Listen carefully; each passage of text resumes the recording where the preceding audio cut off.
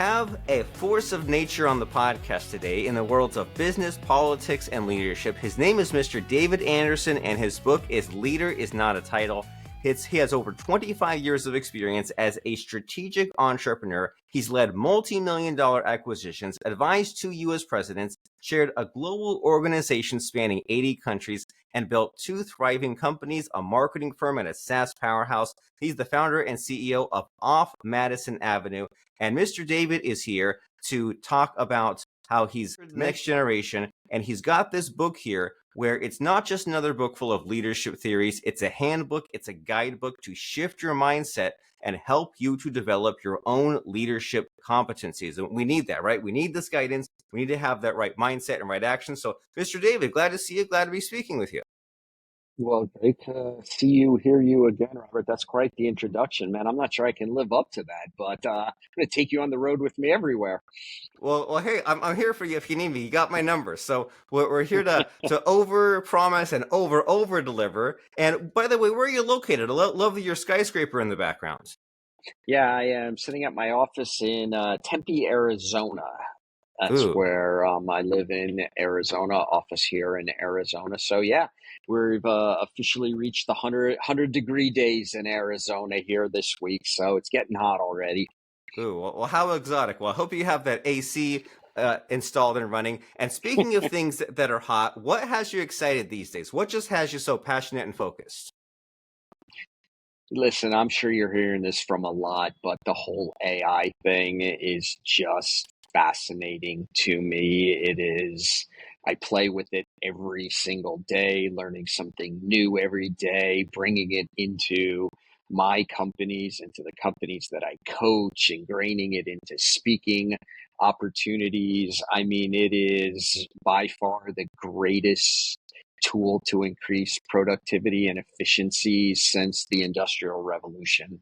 And there are so many uses. And even if you remember back when the internet got big and every time a new website came out, it was big news. Oh, look, they're doing in that website and you can do this. Like every hour of the day now, there is something new in AI that can be done, a new technology, so a new function that is being done.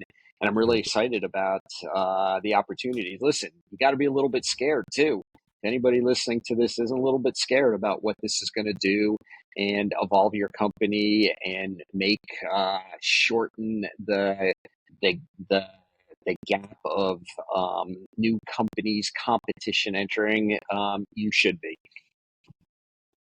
Okay, so we just need to be keeping up, and you're here to help us do that, right? You're here to set us straight. And as far as like AI has a lot of hype, and it's well deserved, and it's so tough to keep up. Like even what you were listing there of like use it every day, you play with it. I really struggle in the follow through, right? Because it's so easy to start new stuff and do lots of play and experiments. It's like, well, hey, I actually have to get back to making money and completing some tasks and like doing all those other things.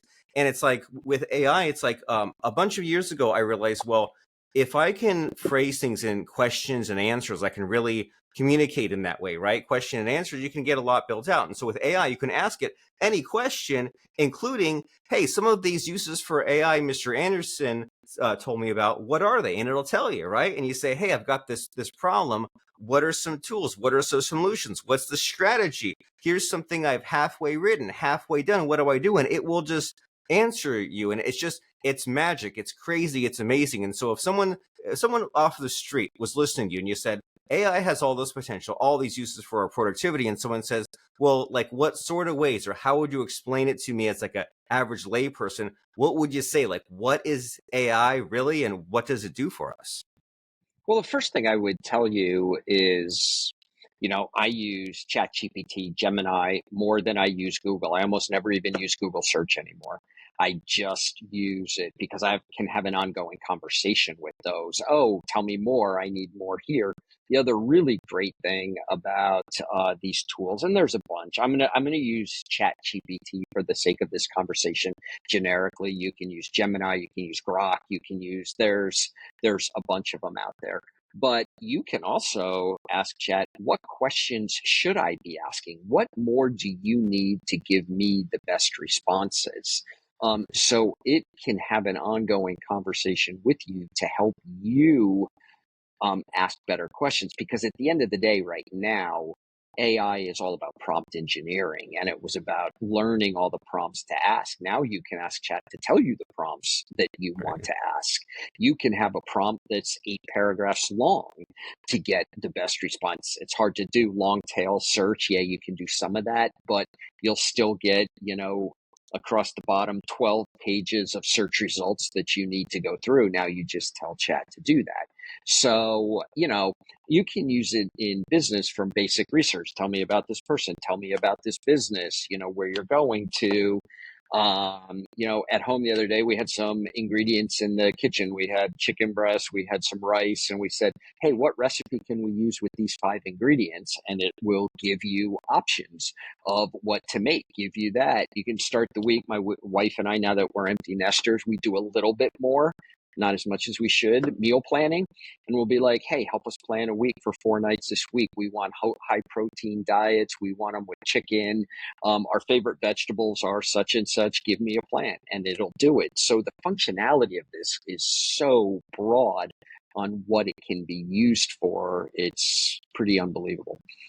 I agree, and some of those statements are. I feel like you were watching some surveillance footage of me because I do a lot of the similar stuff in business or in personal life. I think of like, well, if I'm trying to decide on something as simple as like what to eat, what do I have in the fridge, or I say, I'm sort of hungry for that, but not really for that. Can you suggest me some ideas, or like this meal, but a little spin on it? And it's a lot of fun to use that as a jumping off point, isn't it? Because I know like the first few days when ChatGPT came out, like I heard about it, but I didn't use it. And then someone said, well, like tell it about your favorite movie or TV show and have it like come up with a new episode of it or like a sequel to your favorite movie. And then it was like that got all of those sparks fired off. And that was just like, now I use it every day. And I think it's so important, like get that into being your habit. And then there you go. Now you, Mr. David, use it more than Google. And I even fed it your bio and your LinkedIn. And I said, hey, how do I introduce this guy? And that's where I use to introduce you. And I said,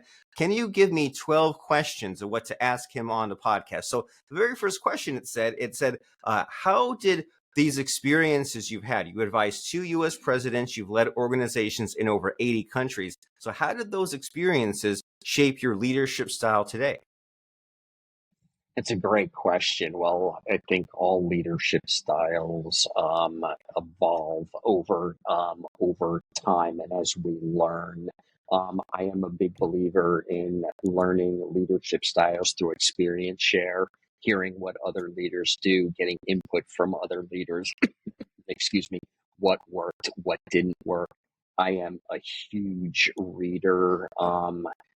Books, audiobooks. I do a lot of Blink now, Masterclass. It's the constant learning. And now, being honest, some authors probably aren't happy about this, but you can go to ChatGPT and say, hey, give me a 1,500 word summary on the book, put the title in. I'm a bullets guy. I don't want long narratives. Give me the bullets. And then as I'm reading through it, if I have more questions on specific topics, I can be like, tell me, I'll use Chris Voss, Never Split the Difference. Great book, one of my favorite books. Tell me more about how to use the term like, it seems like, which is one of his tools in there. Tell me more about that. How can I use that? Give me examples. And so it can really enhance your learning. And for me, leadership is about learning and growth. It's every single day. What are you learning? What are you growing? And it's learning through what we succeed at, but also in some ways more important than what we fail at is a great way of our learning. And I have more than enough failures to talk about, and I've learned a ton through the failure of that. Probably one of the biggest lessons I learned working in the executive office of the president for 2 presidents is it's the people you have around you. Hire the best people that you can have around you. You hear the phrase all the time, people smarter than me. That is true, but it's more important to hire people with different experiences, different that have different perspectives, different people who have different backgrounds, that you go through. But most important, people who are able and willing to challenge you. Are you sure you're thinking about that right? Have you thought about this? Hey, we've tried that in the past. It hasn't, right? So I would say that those are some of the top things that, I've definitely learned in the leadership journey. Well, I like it, and it's exciting to think about some of these things, like you being in politics and helping presidents. I can only imagine the amount of chaos and the amount of like huge oceans of information that you have to distill into little tiny bits when figuring out making decisions, dealing with people, and it seems like that's like a skill that you figure in 1800 or 1900 that wasn't really that important, but now with just all this information and all this noise, man, boy, is it so important to have the different perspectives, as you're saying, and then filtering out what's important and what's not. And so you say that and you gave us a really great actionable tip there. You say if there's some book that you hear a lot about and you know that you should read, instead of reading it, ask ChatGPT to give you the bullet points. And so, for example, I cheated a little bit. The book "Leader Is Not a Title" by you, it gave me like the bullets and then the paragraphs below, but it said things like leadership is a behavior, not a position. Everyone has the potential to lead. Have the service-driven mindset. Consistency beats charisma. Purpose-driven leadership. All these different things. Leadership is earned daily. And so, how do we make sure that we don't lose ourselves with more noise? Because I'm sure, like you've seen this with dealing with people and synthesizing information and dealing with ChatGPT. It's so easy to just like get so stuck in learning mode. You just keep piling in all this stuff and you don't get a lot accomplished. So have you struggled with that in kind of like balancing the knowledge with the action? 100%. And, another lesson that I learned working for the two presidents, I call it, you got to get away. Um, and there's times that you have to just put the phone down, close the computer, don't look at a screen. And that self reflection time, that time to just think through things. Presidents, it's become a sport to criticize them. Oh, they're on the golf course. Oh, they're, in Kennebunkport. At the ranch. They're in Chicago. They're in Martha's Vineyard. They need time away just as much as anybody else. And that time that we take to process and think. So on my calendar, if I was to show you my calendar, it will show every single day. My assistant puts it on there, differing times based on my schedule. I put myself in timeout, and it's a 45-minute block where I close the screens. And I just focus on what do I need to think about. It may just be one project that I work on with no outside noise, turn the emails off. It literally may just be like, hey, I need an ideal session with myself that I go through a bunch of things. And that's the time we need to take to distill all of this and think through it and really focus on individual things. Because while I think all the information is really important for a leader, your gut has a lot to do with it, Yeah. especially as you advance in your career. And we have more and more experiences, and we've experienced a lot. Never underestimate the power of your gut to help you make a decision. Very helpful, very valuable. Got to get away sometimes. And I can relate to that. And I fight myself doing it. I don't know about you, David, but sometimes I'm like, hey, taking that walk or taking that time away to sit on the couch to let the subconscious do its work or to get away from just the putting out fires mode and do the deep thinking. Boy, is it in the moment? It's so counterintuitive. It feels so weird. But then if you burn out or you get just stuck in your thinking or you're stressed out, that doesn't help anyone. So it's kind of like it's a good reminder for all of us. And so you Yeah, had yeah, go ahead. I was just going to say, like, a personal trait behavior of mine is I do not sleep with my phone next to my bed. And I've heard people say, "Oh, but I use it as my alarm clock." Go buy a damn alarm clock. That you can do. And I'm a gym person, 5, 6 days a week, or do something. I wake up in the morning. I do not look at. I'll take my phone with me because I drive to the gym and that. And I do check text only if my kids reach out to me, but I don't open email. I don't open a single news story. I won't flick open a push notification until after I've been to the gym in the morning, done the steam room, and taken my shower. And so when I start my day, depending what time I go, I have a completely clear mind, and I don't go to the gym oh crap, I got this problem now that was, emailed me. I got this, I got that. And I think that time alone, that exercise, that de stressing is really, really important. Yes, that's so true. Get time away from the phone, not just time away from the computer, because the phone is a mini computer that you take with you. And I never understand the people that have the smartwatches and they're always popping up with, they put news alerts on them. It's like, come on, it's bad enough to have like the text, but like something that doesn't even relate to you and it's popping up and it would drive me crazy. But I really like how at some point the phones and iPhone especially, they added the feature by default where like after a certain time in the evening, it like Yeah. puts you on do not disturb. I'm like, oh man, I'm so glad that that exists because if I proactively say, okay, I want to see those messages, I can, but after like 7 p.m. it stops popping up, and it's like, boy, does that help to just not drive myself crazy, right? Wind down in the evening. And so, with all this technology and all this AI, what I'm sure you've seen the limitations of it, right? And it seems like where it really still falls short is the personality and the storytelling. And that's where podcasting is really great, right? We hear exactly from you. You have these lived experiences with the companies and the presidents. So, what comes to mind as far, and you've already gave us like little pieces of stories, but as far as like a story to tell us about like how you struggled or how you helped someone else, what kind of interesting, compelling story comes to mind to help us out and solve some of these life problems we're having? Well, I mean, the struggles are a lot, especially in the entrepreneurial world, but everybody has them.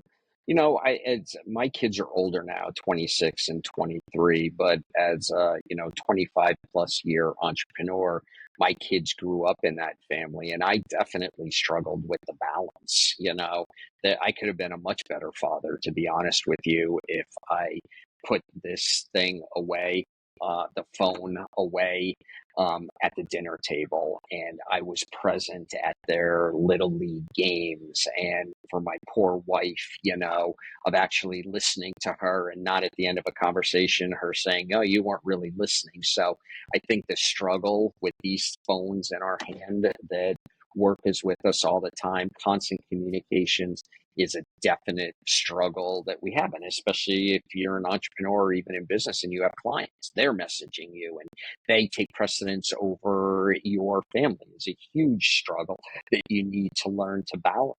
And it's difficult because, we're all supporting our families too, um, Right. with what we do. So finding that balance, and now that it's my kids enter the workforce, I'm pretty open with them. Hey, remember how you used to get frustrated with me at the dinner table when I would be on this thing or paying attention or focusing on the negative? I will tell you from a story of something that I wish I would have done better. Like so many people, we all fear failure. We're afraid to talk about it. We don't want to, in business, tell people what we're doing wrong. And, it took me a while to embrace that and discuss it. And I heard a story. I don't know if you're familiar with Sarah Blakely, who started Spanx, A little bit. sold the company for well over $1 billion. And she's actually NEO, Entrepreneurs Organization, which I'm a member of. And she told the story of how at her dinner table every night as a kid growing up, her dad would ask them, "What did you fail at today? And what did you learn from it?"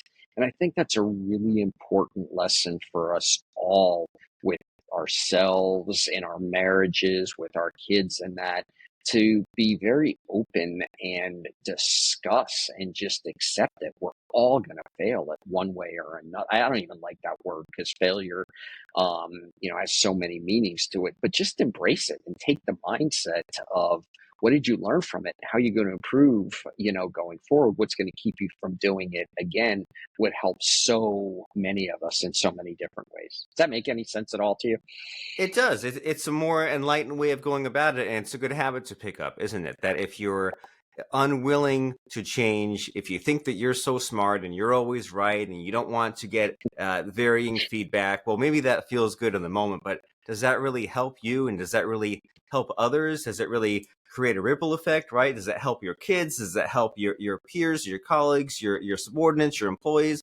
Heck no, it doesn't, right? You want to leave things better than you found it. And so you must be willing to change and you must be willing to figure out what you did wrong and not repeat it, learn those lessons and help others and set a good example. And we want all those things, right? But it's a lot to take in. And that's why it's so important for people to check out these resources such as your website, DWA Leadership, to listen to your speaking, to check out Leader is Not a Title, and to just be always open to this habit of learning. That way we can take in the new information and know where we can be better and know we could be going wrong, and adjust for that. And so in the final minutes of our conversation here, Mr. David, we've kind of touched on all these cool subjects, right? Giving us a lot to think about, but I want to make sure that we focus on what's important to you. And so is there a missing, hidden, invisible question in our conversation that you think I should be asking you, I just don't know to ask you? Yeah, that's actually a great question. People, I don't know if I've been asked that one before. For me, the question is, if you had said, well, would you consider yourself a success? Let's go down that route there. What I would say is that success is one of the most subjective terms there is. And so many people always associate success with monetary, materialistic things that you have.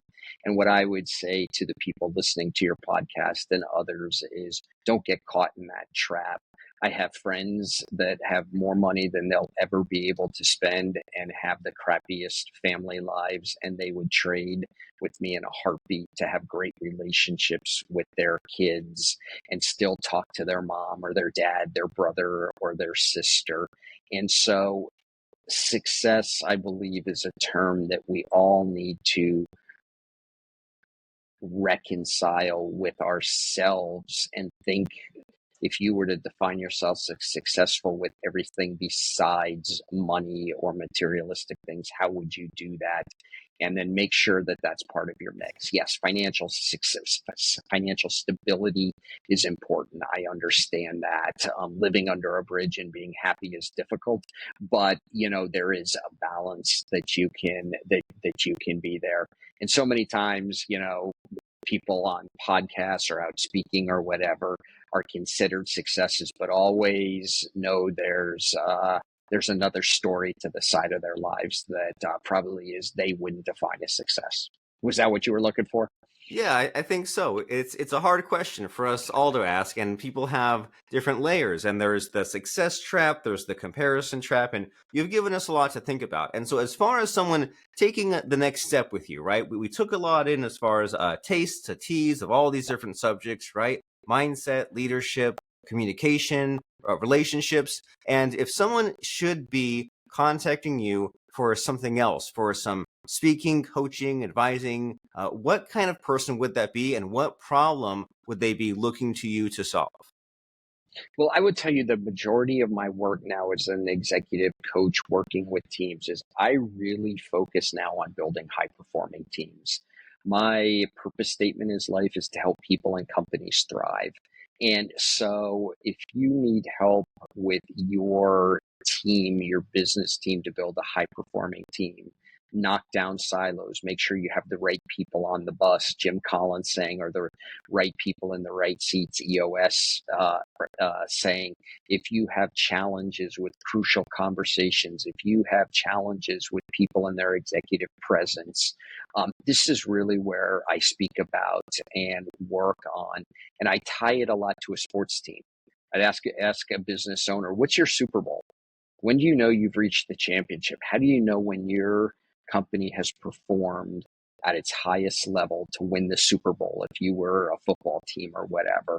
And how do you define that? And do you have the right players on the field right now to win your Super Bowl, Ryder Cup, hockey finals are going on right now, NHL finals, whatever. And I work a lot with building high performing teams that can achieve all their goals and win their championship, however they define that.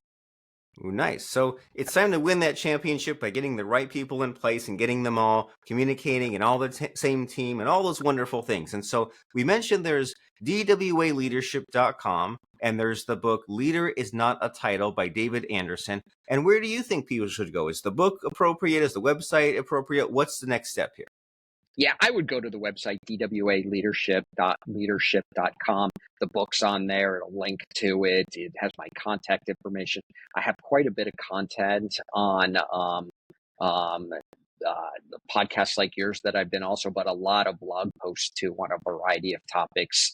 And you can go through that. And, you know, if you just want somebody to talk to, go through things, how it might help, I will respond back to you, talk through things. And if it leads to something, great. If not, I can help you with a specific issue. That's great also. Very generous, very, very enlightened here. So that is dwaleadership.com. You can check out those blog posts. You can check out those podcast appearances that Mr. David mentioned. David Anderson is all about helping people and companies thrive. And he says that business is like sports. You need a high-performing team to win. And if you think that you don't have a team right now that works cohesively or cohesively enough to achieve your goals and win those business championships, then you need to start that conversation with Mr. David W. Anderson. His email is dwa@dwaleadership.com, and look into what he has to say. He helps you to inspire, lead, and succeed. And before I let you go, Mr. David, as people are headed to dwaleadership.com, it's time for the scary, nail biter, edge of your seat part of the podcast where I try to put you on the spot and I ask for a fun quote or lesson that has served you. So what do you have for a quote or lesson? Just one quote. One of my favorite, and I'm a big quote guy, so it's hard to narrow it down to one. But one of my favorite quotes is, people won't remember what you tell them, but they'll remember how you make them feel. It's a great leadership quote. How do you want people to feel at the end? Are you a motivational leader? Do you want to leave people motivated? Well, you better speak to them in a way that's going to motivate them. Nice. And that's Maya Angelou, right? 100%. I wish I All could right. say it's my own, but she's the one. I'm going to sneak in one more. Viktor Frankl from his book Man's Search for Meaning. The time between stimulus and response is where we learn and grow. Ooh. So when people say something to you, throw something at you, you have something that happens to you, the time in which you respond, think before you speak, plan out what you're going to say. It's when we speak too quick, we get ourselves in trouble and usually aren't learning and growing. We're stepping backwards. Yes, 100%. Well, these are helpful pieces of advice you've given us. Let's think about it as we go to dwaleadership.com. And thanks so much for being here, Mr. David, and helping us out, telling us what we need to be thinking about and doing and adjusting. I really appreciate what you brought here, and thanks for doing it. Awesome. Thank you for having me, Robert. I really enjoyed it. All right.